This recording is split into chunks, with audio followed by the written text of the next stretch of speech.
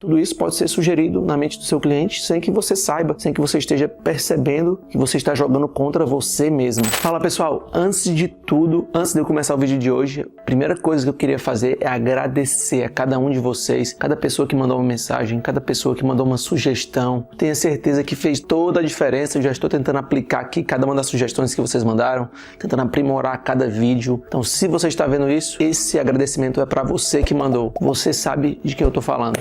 Então, muito obrigado mesmo. Vamos ao vídeo de hoje então. Acho que a maioria de vocês deve estar se perguntando o que é isso aqui do título, o que é Priming Effect e como é que isso se aplica à advocacia. Para falar nesse assunto eu vou ter que falar um pouquinho de um cara genial que fez um trabalho fantástico nesse assunto. O nome dele é Daniel Kahneman.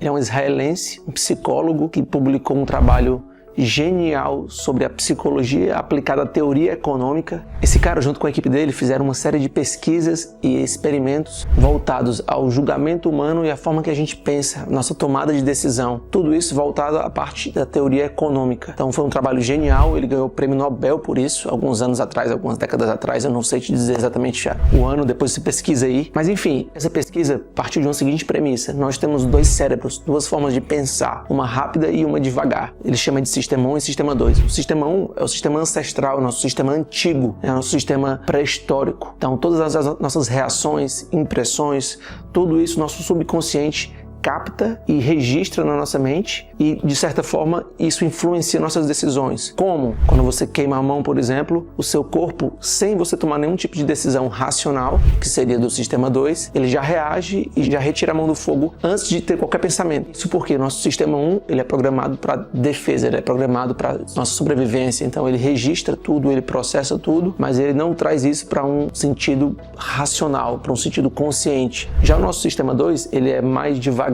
porque ele raciocina, ele procura trazer conclusões lógicas. Muitas vezes, essas conclusões elas são influenciadas por pensamentos do Sistema 1, do nosso cérebro irracional, nosso cérebro inconsciente. Exemplos do Sistema 1 funcionando é justamente essa questão da mão no fogo. Quando você escuta um barulho muito alto, você irracionalmente, sem você perceber, você olha para saber de onde veio, saber o que é. Isso aí tudo são coisas do Sistema 1. É a maneira que você completa frases e pensamentos. Quando você fala arroz e você já pensa em feijão, sem você querer, você não pensa, você não raciocina que arroz é bom com feijão. Você já pensa feijão com arroz. Isso aí é uma coisa que é do Sistema 1, é irracional e subconsciente. Por outro lado, o nosso Sistema 2 é o sistema racional, a gente registra determinadas coisas e a gente tenta processar. Então, quando você procura algo, quando você raciocina em cima de uma lógica matemática, quando você procura por alguém, procura por um objeto,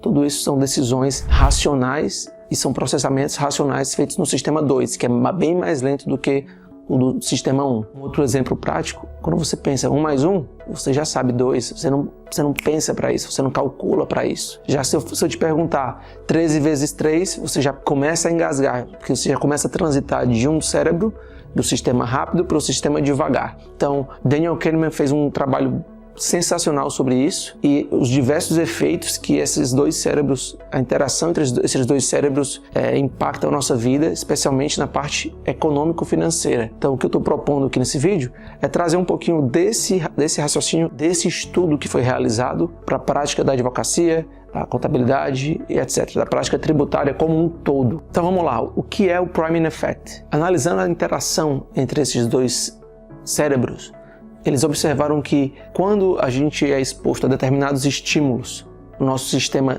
registra isso e inconscientemente ele afeta o Sistema 2. A gente registra pelo Sistema 1, que é o nosso cérebro antigo, e isso, sem querer, ele influencia nosso comportamento. Como isso pode ser verificado? Como é que eles fizeram isso? Um dos experimentos que eles fizeram é bastante interessante. Eles expuseram várias pessoas a várias palavras de várias formas, várias naturezas, palavras randômicas, e depois fizeram essas pessoas irem fazer um teste em uma outra sala. Acontece que as pessoas que foram expostas a palavras que envolviam a velhice, idoso, rugas, bengala, dores, as pessoas que foram expostas a essas palavras, elas tenderam a caminhar de forma mais lenta até a sala ao lado. Isso aí foi tudo medido, tudo cronometrado.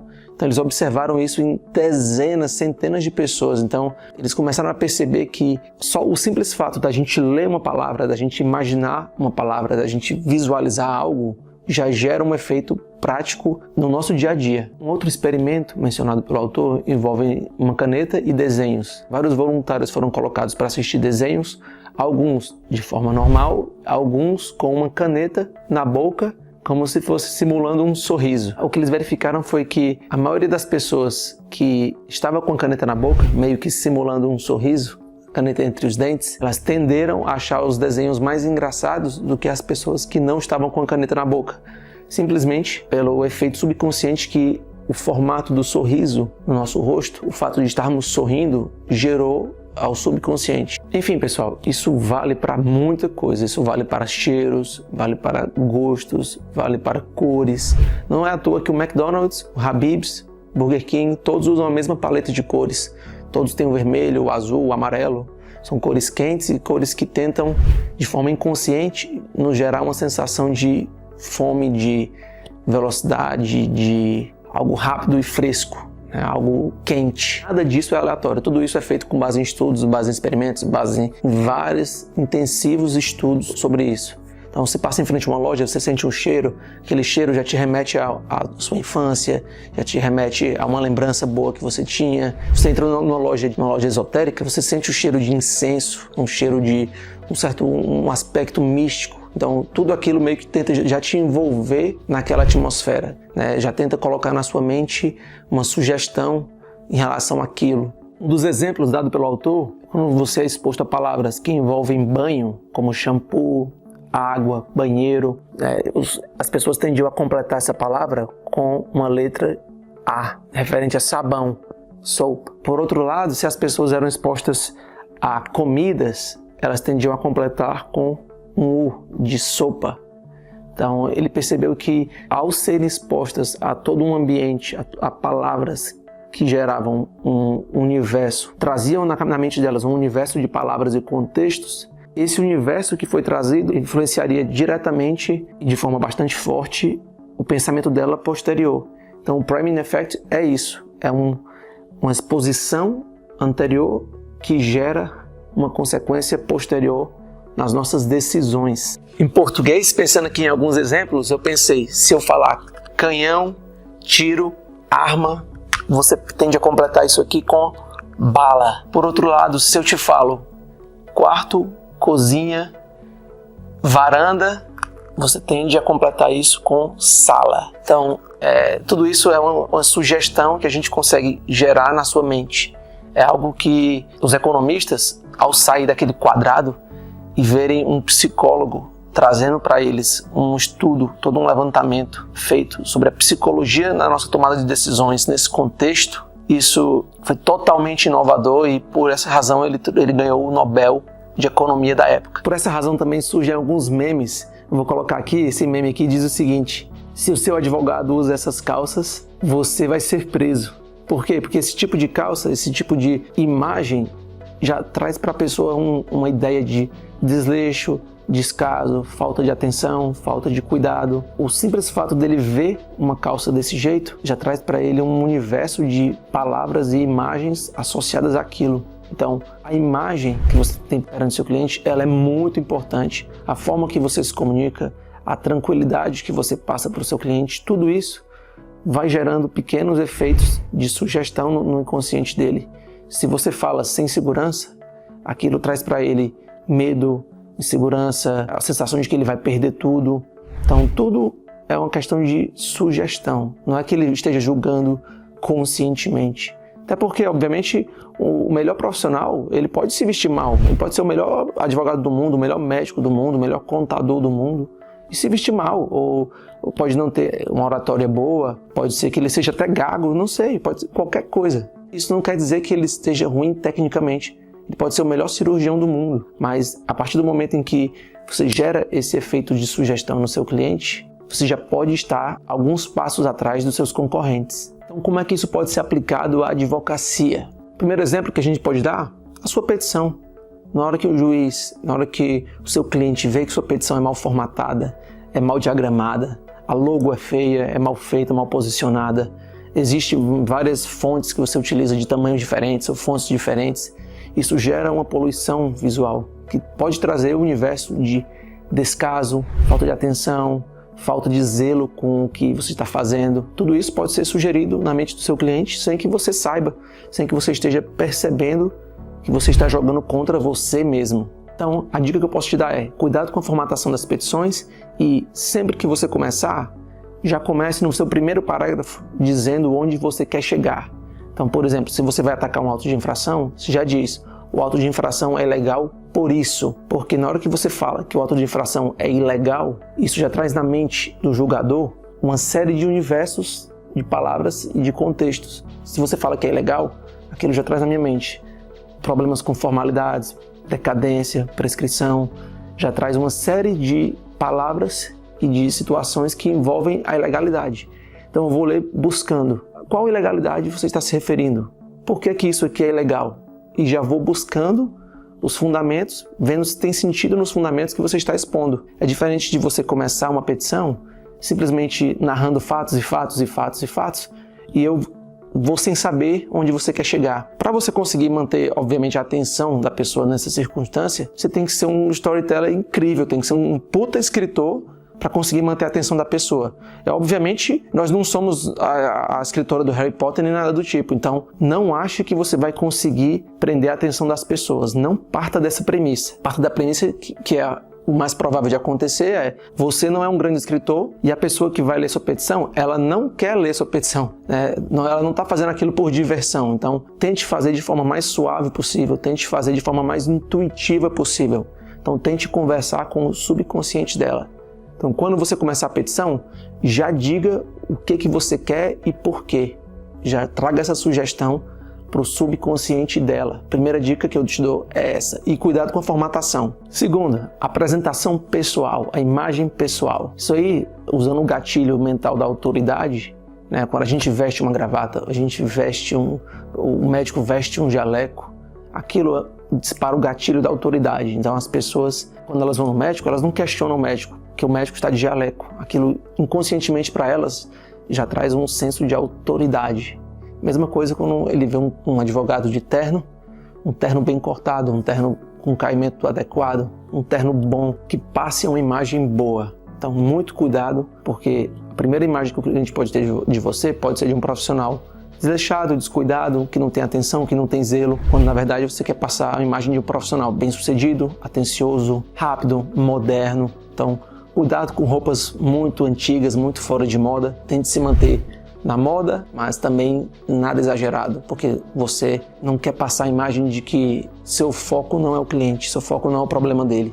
Você não quer passar a imagem de que você está focado também só na sua imagem. Então, algo moderno, mas nem tão ousado. Então, você tem que tentar manter um equilíbrio e tentar utilizar esse gatilho da autoridade a seu favor. É algo que muitos profissionais acham que não é importante, acham que é irrelevante, porque o que importa é a técnica do profissional, mas para muitos clientes isso é bastante relevante. Mesma coisa para a decoração do seu escritório. O cliente, ele quer chegar em um lugar confortável, ele tem uma sensação de conforto e de segurança. Então, traga cores sóbrias, mas também cuidado para não ficar muito antiquado, porque ele também quer uma sensação de modernidade, uma sensação de que você está a par das coisas, você está acompanhando a evolução das coisas. Se ele perceber que você não está acompanhando a evolução, ele volta para o ponto inicial de insegurança. Então, se você está muito atrás, ele fica inseguro. Se você está muito ousado, ele pode ficar inseguro.